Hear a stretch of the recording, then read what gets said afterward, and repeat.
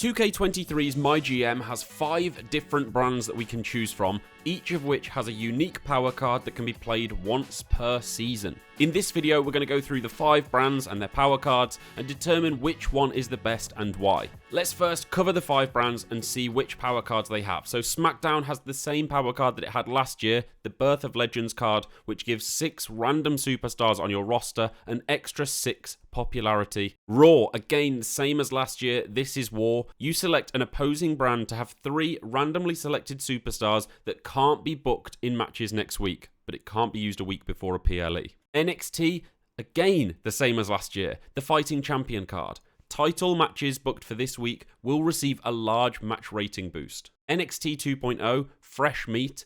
This reduces the price of the next 3 agents you purchase by 50%. And finally, WCW, which extends the duration of all of your current Legends contracts by 5 weeks. So, which of these do I think is the worst? I actually think it might be Smackdown. Even though last year I really liked this card, I think that it kind of depends if you're going to have shakeups on for a start. I don't really like to play with shakeups on because I think it makes the game a bit easy, but a lot of the shakeups you get can impact popularity. So after 5 weeks, 10 weeks, 15 weeks, etc., you can be putting more shakeups on to boost your popularity.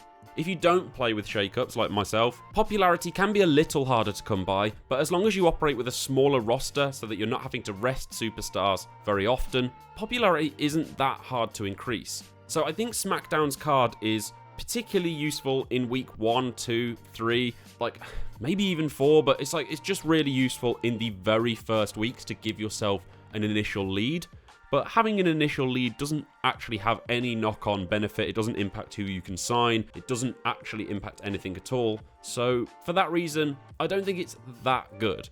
Getting an extra 6 on 6 random superstars and then using them in shows week after week, it can have a real lasting impact. So I'm not saying this card is terrible. I think all of the brands in the game have a usable power card, which is the good news. I'm going to put Smackdown at the bottom though, especially because I know a lot of you will be using larger rosters where you do rest people and their popularity is just going to drop anyway. Raw, where you're vetoing 3 random superstars from appearing on a brand's show next week. The fact that you can't use this at a PLE is what really determines how useful it is. I don't think it's particularly hard to navigate having 3 superstars not appearing just in a random one-off week. If this was a PLE, the card would be very, very powerful. Not overpowered in my opinion, but the fact that it's a random week, I think it's really easy to navigate. Using this early on in the season, again, would be really important when people's roster sizes are at their smallest. It could have a little bit of an impact, but if we assume that the average person's roster is at least 14 people strong, you only have to fill out 4 cards, and if you put on 4 1v1s, that's only 8 superstars that you actually need, and you can still fill out 3 promo slots there and have 3 superstars vetoed. I don't think this is that good of a card. It can be slightly annoying, quite funny to use in a 1v1 versus another human, or playing against your friends, but I don't think the benefit of this card is big enough, certainly compared to at least one of the other brands.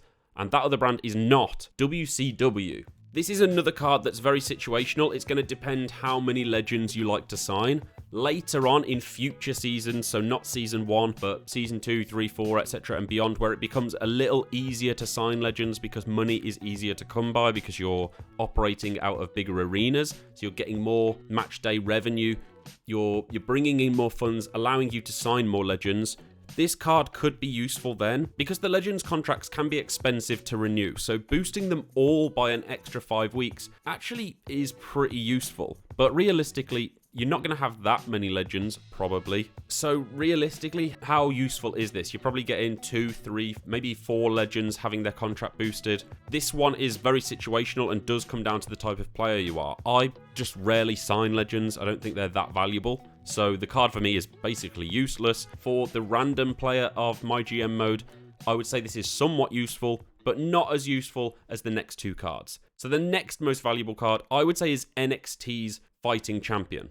Having your title matches receive a large match rating boost can be really useful. I tried it out using this in week 1 of the season, so I just put on 4 title matches in week 1 and I gained 20,000 more fans than my opponents did, or a minimum of 20,000 fans against 3 different opponents. If I'd have saved that for the first PLE or the pay-per-view event, the benefit of that would have been even stronger. I probably would have gained 40, 50, like 1,000 fans, maybe even more than that. It really depends when you save this for, when you use it, and also how you've built your other rivalries. If you already build up some really strong rivalries, if you have plenty of stamina to put on good matches, if you can put them in a title match anyway, they're probably going to get some good ratings, so boosting them isn't going to make that much of a difference. The way this card can be most useful is by using it when you're not going to get a good rating anyway. So if you have a title match where it's a low-level rivalry, they don't have that much stamina, so you can't put them in the great matches, that's when this card can be really useful. It does have some flexibility as well to it. Being able to use it in different situations is very helpful compared to like Smackdown and Raw, where you basically just have to use them at the start. The thing I don't like about this card is that there's no knock-on benefit of it. At least with Smackdown, where you're getting your 6 superstars popularity boosted, it actually impacts future weeks, which is quite useful. This fighting champion card is a one-off, but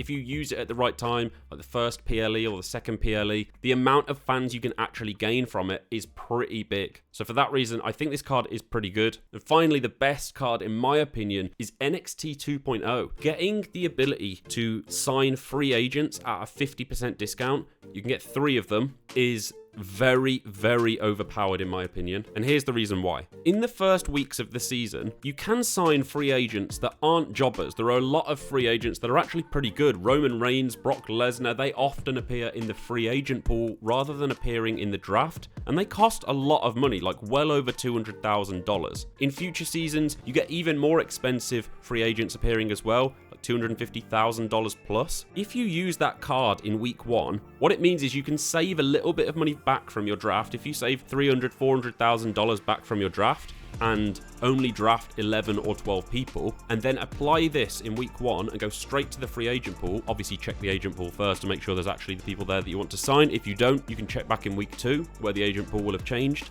The amount of money you save by using this card is absolutely huge. The best superstars in the free agent pool, let's just say they cost $200,000. They actually cost more than this, but for ease, we're going to say they cost $200,000. Getting to save 50% on them and sign 3 means you save $300,000. That is absolutely crazy compared to the other power cards. Getting a boost on your title matches, randomly vetoing 3 people, a popularity boost by 6 people, or $300,000 or more in the bank saved.